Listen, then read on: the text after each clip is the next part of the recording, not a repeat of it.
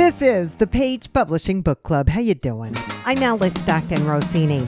The Iditarod got underway last Saturday in Anchorage, and in honor of that, we begin with Sheldon Gilbert's book entitled The Legacy. It's based on the story of Balto, and as you may know, the Siberian Husky led a team of sled dogs on the final leg of that 1925 serum run to Nome to deliver a life-saving diphtheria antitoxin. Gilbert's been researching and writing his book for 3 decades and working on getting it published for 3 years. No small feat, considering he is 86 years old and recently had a stroke, but he is no worse for the wear. And luckily, he built a good foundation starting out as a writer right here in New York City on the Jim Amici Show. You know, at my age, at 86, each day I'm here is a gift. So what I was is I'm a professor emeritus from the S.I. Newhouse School of Public Communications in Syracuse University. I spent 4 decades as an international television and advertising, broadcasting international consultant. I worked for all 4 of the major networks in New York at one time or another. So the name of your book is The Legacy, and it's several stories in one book, but you're writing about a very familiar character, right? Balto? Well, actually, what Balto really is, it's what Alfred Hitchcock called the MacGuffin. It's the backdrop of the story. Mine's a fictional account. It is set against the tableau of the heroic march to save Nome during the diphtheria epidemic in 1924. It's a story of Philip Moreau and his lead dog, Balto, who made the run and the people, places, and events that made his life stand out above those who had condemned him to the life as a social outcast. It's also a story that spans 100 years in the lives of the Morels, a prominent Canadian family who built and controlled a powerful financial empire, but also of what they owed to the man who was their patriarch. Philip faced the harsh elements and his own demons during the raging blizzard in sub-zero temperatures, driving his dogs and himself with superhuman effort to deliver the diphtheria vaccine across 650 miles of rough ice packs and frozen rivers near the end of a life filled with tragedy, triumph, and extreme limits of human endurance, where sanity and madness meet on the verge of death itself. He finds redemption in himself. He was a drunk. Unfortunately, Philip Moreau had lost his wife, and he's an alcoholic, but he's a person who's very skilled, and he ends up being on the run. He's the first one on the relay, and nobody else is able to meet him because of things that happen, and he makes the entire run by himself. That's what it's about. And it was originally scheduled as a feature film that I was working on. And as a result, for 30 years, it ended up in my basement. So, I mean, it's a totally different story than that. In this particular one, he does it by himself. So you take the story of Balto and run with it. That's right. And it's written over 14 days of the run of what this person goes through on the run, and it unfolds his life. Well, it is an impressive undertaking, to say the least, Sheldon. Thanks so much. Be well. Donald Glover was an English lit teacher for years, so he knows writing, but his book, The Kid and the Keeper's Dream Vision, is the first thing he says he's had the courage to publish. It's a lesson in jazz history and holding fast to your talents. Well, I thought the message was important because for years I'd noticed things happening in my community, and there are things I wanted to address. And I said, well, how about addressing it through a work of literature? I don't have any inclination to be a politician or anything like that. And I thought maybe I could spread a positive message through writing. It's about a 11-year-old trumpet player who, as the book opens, he wants to quit his instrument. He's really good at it. He's a precocious kid. He's beyond his years in the sound for playing his instrument. He knows lots of things and likes to be surrounded by older people, and he's pretty wise. But as the book opens, he wants to quit his instrument. It's a family heirloom, and he's walking with his dad from his trumpet lessons in Harlem. And he has this argument. He's been practicing his speech for weeks to try to argue that he should quit the instrument. He's just lost his mojo, and he thinks it takes up all his time. And as he and his dad have a discussion about quitting, he's distracted by this bird. The bird later returns to him and leads him back to the past, to the 1940s. He meets Dizzy Gillespie, Charlie Parker, and others at Minton's Playhouse in New York. And as a result of his experiences there, he gets his motivation back and learns lots of things about culture, especially African American culture, but American culture in general in some way, but more specifically about African American culture. Or do you use this in your classroom? Not yet. I teach at a prison. My students are anywhere from like 20 years of age up to like 60s, and they're women. And my book's more intended towards a young adult, 12 to 18 years old. So you're looking to inspire young people. Yes, I think the message is important for adults too, because we have the ability to influence young people.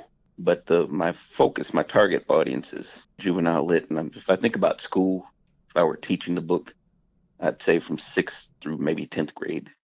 I got the idea back in around 2000. My son was a really good trumpeter at a young age, and he sort of lost interest in the instrument.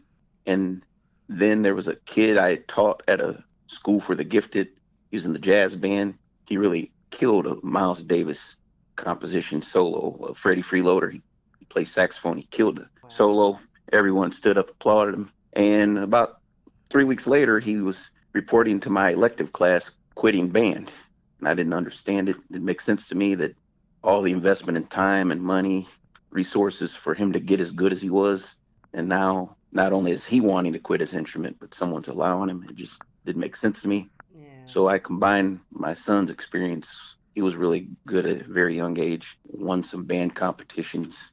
He was invited to Jazz All-Stars, and he just lost interest in his instrument over time. He did do high school band, but he met Wynton Marsalis as a result of my concerns that he was losing his mojo. He met Wynton Marsalis backstage. Wynton Marsalis had just a month before played for the Obamas. Wow.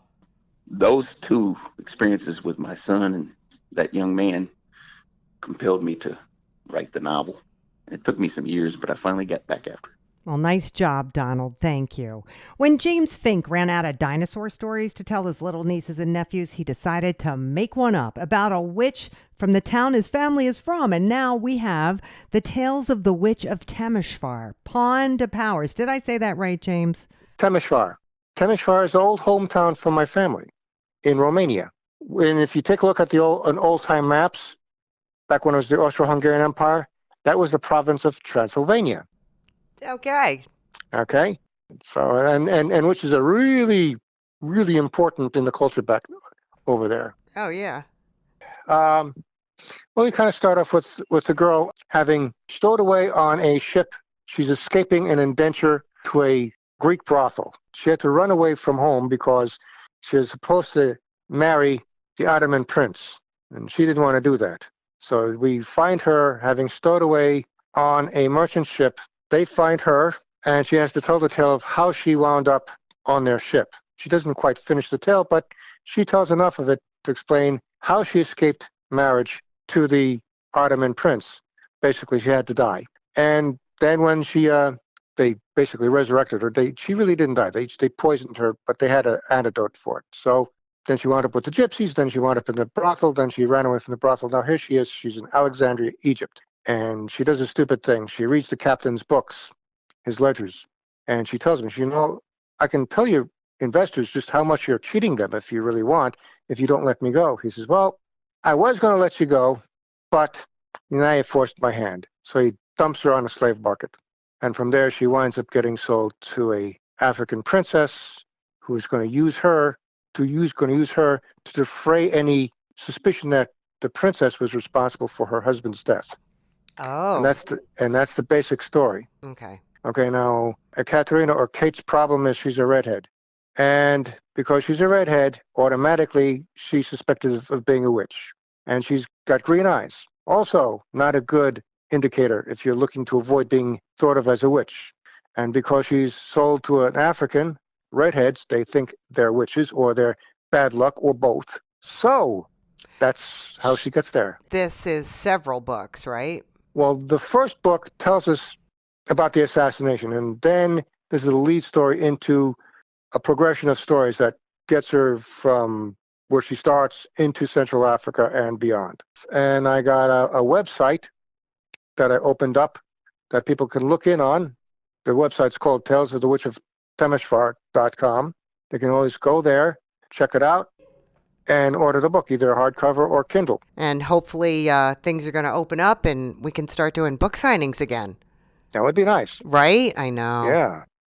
Not really sure I was thinking that far in advance, but it would be nice if that would happen. Well, stay tuned, as they say. We'll be back right after this. Attention all authors. Page Publishing is looking for authors. Have you written a book and want to get it published? Page Publishing will get your book into bookstores and for sale online at Amazon, Apple iTunes, and other outlets. They handle all aspects of the publishing process for you: printing, cover art, publicity, copyright, and editing. Call 800-204-6099 now for your free author submission kit. That's 800-204-6099 for your free author submission kit. We're back on the Page Publishing Book Club. I'm Alice Stockton Rossini. From taking care of your body to friendship, marriage, to your relationship with God, the Reverend James Pritchard has been working on his book about how to help humans meet their needs through scripture and science for over a decade. Now, he's published God's Design for Your Life. I just think it was very needful, and it would help a lot of people because there's a lot of stuff that they talk around, but they don't talk, normal talk to tell people what they need. How you're made, how sin affects your the emotions, the will, the body. It affects your salvation. I go to temperaments. Talk about animal toxicity. I talk about vitamins, sleep, and I talk about the benefits of sleep and in exercise. And I talk about treatments you can get from natural healings, the limits of vitamins, because you take too much, it can be harmful. I talk about superfoods, apples that protect the heart, prevent constipation, block diarrhea, apricots, combat cancer. There's a whole bunch of superfoods that God has placed here on earth. All right. Now, and you also talk about relationships with friends, opposite Yeah. sex, right? Relationships to your parent, to your parents to child to adult, marriage. Yes, I sure do. So this must be some book.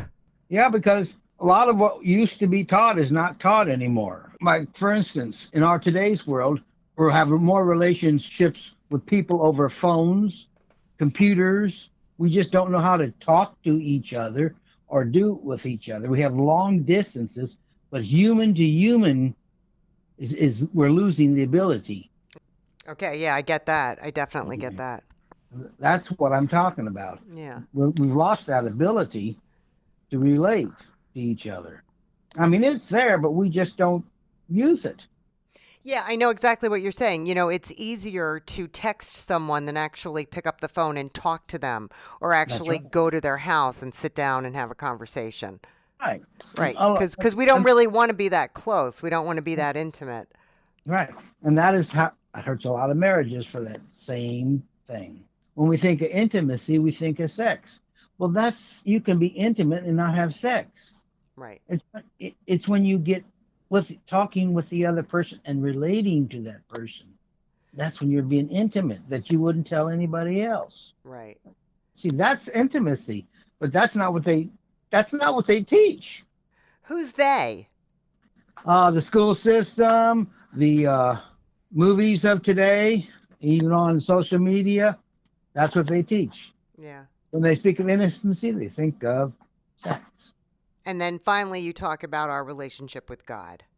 Yes. I even cover in here in marriage. I even talk about dating. I have a little covenant the one can use because, after all, dating was first, like Valentine's Day. Most people don't know this, but dating originally, when somebody asked for your Valentine, you were engaged. You became engaged to that person when they asked you to be their Valentine. That's what that was. Right. And that's where that comes from. And then we've turned that into everybody and all this other stuff, which is not what it meant. When they don't know that there's rules too, and especially if you're a teenager or whatever, your parents ought to have a part in that, because that'll help bond you with them in the decisions that you're going to make. That'll help you later on in making your own decisions. But most days, so you're going out, big deal, you're gone, and be back, maybe back at a certain time, or maybe not at all. Right. There's no accountability. If dating is going to be used to help in the future of marriage, you got to have accountability first, and it's just not a free-for-all thing. When you get into the courtship, it helps you set boundaries so you can have a more successful relationship in marriage. Fair enough, Reverend. Do you do you have a congregation? I'm a biblical counselor. I'm a chaplain. Are you able to talk about your book with the people that you interact with daily? I talk to people about this, yes. Yeah. But I need to get out where people can hear it, not just me. Oh, I've been talking about this since in the process of making it. What do you see happening next?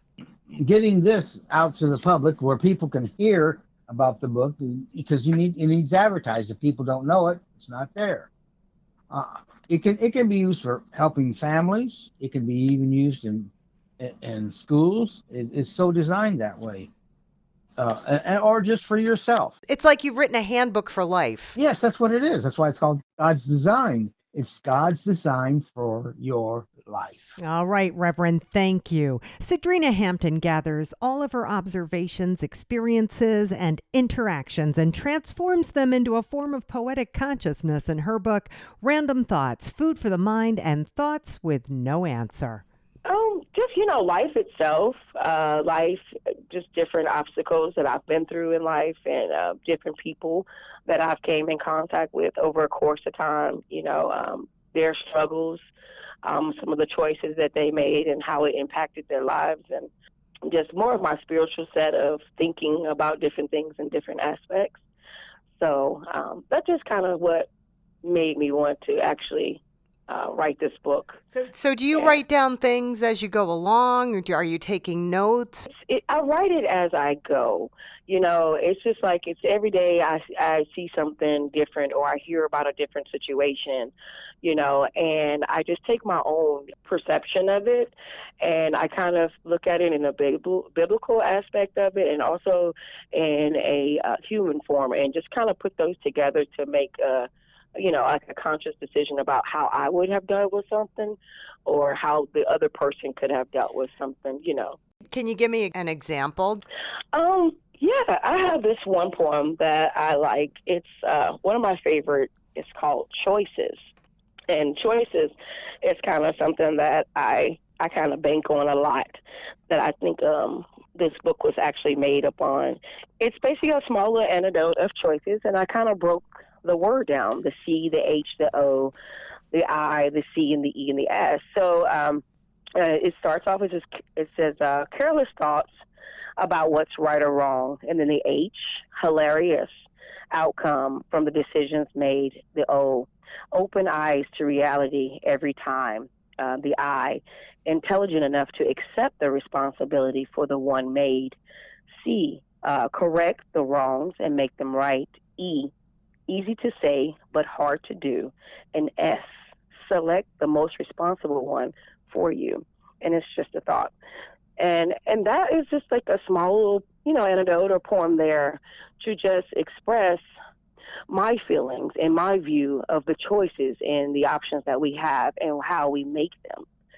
And so, and it's just to give you a little insight, there's like I said, sometimes, us as people, we always look at things in our viewpoint instead of putting on the next person's shoes, or the next shoe in that situation, to try to make, better choices. And so that was my way of letting people in my eyes to see, hey, listen, maybe you should make choices like this, or look at things in this aspect, and maybe you could make better choices than what you actually make. So that was one of my favorites. Have you ever done poetry readings or open mics? Yes, ma'am. Way back in college, high school is actually when I started doing my little writings and things like that. And I wrote a lot of little short stories, of course, in school and essays and things like that. And I did a couple of plays in school where I had to do my scriptive reading and things of that nature. So that kind of got me familiar with writing. And I've always wanted to write because it kind of started out like first I wanted to be a preacher. And then it was like, okay, well, I can't do the preacher thing. And then it's like, I want to be a teacher. Then after teacher, it was just like, oh, I get it. I have a that I want to give out. And so, and I like, I wanted to do it in a form where it can be easily understood. And so this is kind of why Random Thoughts just came about and why I'm in this whole aura of writing this type of literature. I'm actually started, almost finished with volume 2. I'm going to continue to do this. I really didn't think that it would actually, move as fast as it's moving and get the attention that it's actually getting. So I was really excited about that. So this is making me want to continue to do more. And, maybe people are actually wanting to hear what I have to say. I'm at the point where now I have people that are like, hey, listen, I've read a couple of your poems, can I get a signed copy? People that I don't even know are actually, inboxing because I put it, of course, on my social sites also. So it's just really getting a lot of attention, and I'm really excited, very much excited. Well, you should be, Sadrina, because you know what? Poetry is not an easy sell, so good for you. A poem Rita Saul contributed to when she was 12 won a contest, and she has not stopped writing since. Like the name of her book, her creative energy is unlimited. It's my first published book, and I'm absolutely thrilled with it. I love every aspect of it. I'm just so passionate about words. They just thrill me. It's like they're my toys, my everything. There's various poems. I wanted to be diverse, so some of them speak of nature, and nature is God's beauty, so it is what it is. And then there's about love and loss. Basically, I would say mostly that is my own life's experiences, and some are kind of generic, but I do write also about things that are happening in the world, like emotions that most people go through. I think I've discovered a long time ago that each of us really have gone through basically the same thing. We've all gone through great sorrow and great joy and loss and rediscovery, self-experiences. But it's just a matter of how deeply we feel these emotions and how we respond to them. Everybody's response is differently, but the intensity. And some people have their deep emotions, but they lock them away inside of them, and they're kind of buried. But I'm able to, fortunately, digest them, ingest them, and bring them forth in the way of words, written words. So I have an opportunity to share my words, my thoughts with other people. Like, nobody's really alone in the world. There's always somebody who is able to share your experience with you, and it's kind of lending a helping hand. And I do like to make a difference to help people. Have you ever been able to read your poetry in public? Yes, before the pandemic, I used to go to poetry recitals, different forums, the library, and wherever I had an opportunity. I love to speak in front of an audience. I really do. It brings out a different aspect of my personality because I love being dramatic and just expressing emotions. Why don't you read something for me? I would love to. It's called I Believe in A. It's one of my more personal but yet happy poems, and what it has to say, its message. I believe in a natural high, rainbows that dazzle a green-colored sky, lavender daisies, birds flapping their wing, a gifted soprano who is ready to sing, a vision, a dream, it all can be real, as long as you're breathing, as long as you feel. No need for deceiving your heart or your mind when looking for answers only beauty can find. Truth, fact, or fiction, I cannot deny. I see it all in my mind's colorful eye. Unheard of notions, strong-willed emotions, daydreams that teach your heart how to fly. A worthy companion that I will defend to bring me contentment when day's at an end. If I only remember to gently surrender when sorrow comes calling, I'll somehow get by. For whatever the sadness, soon there'll be gladness. For I believe in a natural high. Good one. Thank you, thank you, thank you. That was one that I considered lighthearted, and that the message is sure and clear, but most of my poetry is a little bit deeper. As I said, the intensity of my feelings are so strong that they kind of take over. I was always overwhelmed with my emotions, and actually that is one of the reasons why early on I decided to delve into the spiritual side so that I can better control my emotions. Otherwise, you just become too much without any control. Or Well, too much for who, for myself, basically. I feel that when you write, when you have a passion, and when you believe that you have a reason for all these words, a message, a voice, the ability to help somebody, to alleviate someone else's pain or bring them joy, the words are very, very powerful. So if you don't control them or what's within you, then how do you expect to make a difference? And how do you expect to get the end result that you wish? At the end of it, I really want to make a difference. I want my voice to be heard, and that's what this is all about, because that is what I believe I am all about. All right, Rita, I can feel your passion, man. And what's life without that? All right, we are out of time, but we are not out of authors. We have so many more coming up in the weeks ahead. So come on back, or you know what? Download the podcast anytime you want at 710WOR.com. Or get your book together, get it published, I'll call, we'll talk, and boom, you'll go from listener to guest, just like that. All right, for the Page Publishing Book Club, I'm Alice Stockton Rossini. I'll catch you next time.